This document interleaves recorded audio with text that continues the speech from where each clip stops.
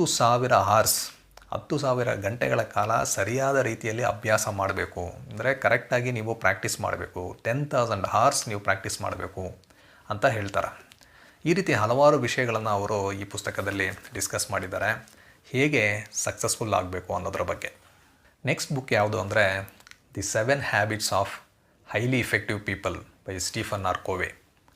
ಈ ಪುಸ್ತಕ ಏನಿದೆ ಇದು ಮೊದಲ ಬಾರಿಗೆ 1989ರಲ್ಲಿ ಪ್ರಕಟ ಆಯಿತು. ಅಲ್ಲಿಂದ ಇಲ್ಲಿವರೆಗೂ ಈ ಪುಸ್ತಕ ಮಾಡಿರುವಂತಹ ಒಂದು ಇಂಪ್ಯಾಕ್ಟ್ ಏನಿದೆ ಅದು ತುಂಬ ದೊಡ್ಡದು ಅಂತ ಹೇಳ್ಬೋದು. ಈ ಪುಸ್ತಕ ಏನಿದೆ ಇದನ್ನು most influential business book of 20th century ಅಂತ ಹೇಳಲಾಗ್ತಾ ಇದೆ. ಇಲ್ಲಿವರೆಗೂ ಸುಮಾರು 25 ಮಿಲಿಯನ್ ಕಾಪೀಸ್ 38 ಲ್ಯಾಂಗ್ವೇಜಸಲ್ಲಿ ಈ ಪುಸ್ತಕ ಸೆಲ್ ಆಗಿದೆ. ಅಷ್ಟೊಂದು ಇನ್ಫ್ಲೂಯೆನ್ಸ್ ಮಾಡಿರುವಂತಹ ಒಂದು ಪುಸ್ತಕ ಇದು the 7 habits of highly effective people. ಇದರಲ್ಲಿ ಸ್ಟೀಫನ್ ಕೋವಿಯವರು ತುಂಬ ಪ್ರಭಾವಿ ಜನಗಳು ಯಾರಿದ್ದಾರೆ ಅವರಲ್ಲಿ ಇರುವಂತಹ 7 ಅಭ್ಯಾಸಗಳು ಯಾವುದ್ಯಾವುದು ಅನ್ನೋದನ್ನು ಅವರು ಇದರೊಳಗೆ ಹೇಳಿದ್ದಾರೆ. ಈ 7 ಅಭ್ಯಾಸಗಳನ್ನು ನಾವು ಅಳವಡಿಸ್ಕೊಂಡ್ರೆ ನಾವು ಸಹ ನಮ್ಮ ಜೀವನದಲ್ಲಿ ಸಕ್ಸಸ್ನ ಕಾಣ್ಬೋದು, ನಾವು ಸಹ ಒಬ್ಬ ಪ್ರಭಾವಿ ವ್ಯಕ್ತಿ ಆಗ್ಬೋದು ಅನ್ನೋದನ್ನು ಸ್ಟೀಫನ್ ಕೋವಿ ಅವರು ಹೇಳ್ತಾರೆ. ಇದರೊಳಗೆ ಹಲವಾರು ವಿಷಯಗಳನ್ನು ಅವರು ಚರ್ಚೆ ಮಾಡಿದ್ದಾರೆ. ಉದಾಹರಣೆಗೆ ಪ್ಯಾರಡೈಮ್ ಶಿಫ್ಟ್ ಅಂತ ಒಂದು ವಿಷಯವನ್ನು ಹೇಳ್ತಾರೆ. ಅಂದರೆ ಒಂದು ವಿಷಯವನ್ನು ನೋಡುವ ನೋಟ, ಒಂದು ಪರ್ಸ್ಪೆಕ್ಟಿವ್ ಏನಿದೆ ಅದ್ರ ಒಬ್ಬೊಬ್ರದ್ದು ಒಂದೊಂದು ಥರ ಇರುತ್ತೆ ಅಂತ. ಈಗ ನಾನು ಒಂದು ವಿಷಯವನ್ನು ನೋಡಿದ್ರೆ ನನ್ನ ಒಂದು ಪರ್ಸ್ಪೆಕ್ಟಿವ್ ಏನಿದೆ ಅದು ನಿಮ್ಮ ಪರ್ಸ್ಪೆಕ್ಟಿವ್ಗೆ ಗಿಂತ ಡಿಫ್ರೆಂಟ್ ಆಗಿರುತ್ತೆ ಅನ್ನೋದು. ಅಷ್ಟೇ ಅಲ್ಲದೆ ಇದರೊಳಗೆ ಇವರು ಕ್ಯಾರೆಕ್ಟರ್ ಎಥಿಕ್ಸ್ ಬಗ್ಗೆ ಮಾತಾಡ್ತಾರೆ, ಪ್ರಿನ್ಸಿಪಲ್ಸ್ ಮತ್ತು ವ್ಯಾಲ್ಯೂಸ್ಗೆ ಇರೋ ಡಿಫ್ರೆನ್ಸ್ ಬಗ್ಗೆ ಮಾತಾಡ್ತಾರೆ. ಇವರು ಈ 7 ಹ್ಯಾಬಿಟ್ಗಳನ್ನು ಒಂದು 3 ಸೆಕ್ಷನ್ನಾಗಿ ಡಿವೈಡ್ ಮಾಡಿಕೊಂಡು ಅದರೊಳಗೆ ಅವರು ಅದನ್ನು ವಿವರಿಸ್ತಾರೆ.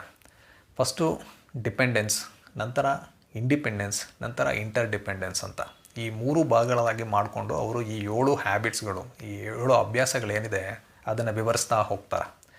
ಈ 7 ಅಭ್ಯಾಸಗಳನ್ನು ನಾವು ನಮ್ಮ ಜೀವನದಲ್ಲಿ ಅಳವಡಿಸ್ಕೊಂಡ್ರೆ ನಮ್ಮ ಜಾಬ್ ಇರ್ಬೋದು, ನಮ್ಮ ಬಿಸ್ನೆಸ್ ಲೈಫ್ ಇರ್ಬೋದು ಅಥವಾ ಪರ್ಸ್ನಲ್ ಲೈಫ್ ಇರ್ಬೋದು, ಎಲ್ಲವನ್ನು ನಾವು ಸಕ್ಸಸ್ಫುಲ್ಲಾಗಿ ಹ್ಯಾಂಡಲ್ ಮಾಡ್ಬೋದು ಅಂತ ಸ್ಟೀಫನ್ ಕೋವೆ ಅವರು ಈ ಪುಸ್ತಕದಲ್ಲಿ ಹೇಳ್ತಾರೆ.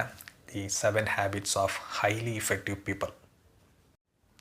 ಈಗ ನಾನು ಹೇಳಿದಂಥ ಈ 6 ಪುಸ್ತಕಗಳೇನಿದೆ ಇದು ನೀವು ಜಾಬಲ್ಲಿರ್ಬೋದು ಅಥವಾ ಬಿಸ್ನೆಸ್ಸಲ್ಲಿರ್ಬೋದು ಅಥವಾ ನಿಮ್ಮ ಪರ್ಸ್ನಲ್ ಲೈಫಲ್ಲಿರ್ಬೋದು, ನಿಮ್ಮ ಜೀವನದ ಯಾವುದಾದ್ರೂ ಒಂದು ಹಂತದಲ್ಲಿ ಈ ಪುಸ್ತಕಗಳು ಖಂಡಿತ ನಿಮಗೆ ಉಪಯೋಗಕ್ಕೆ ಬರುತ್ತೆ.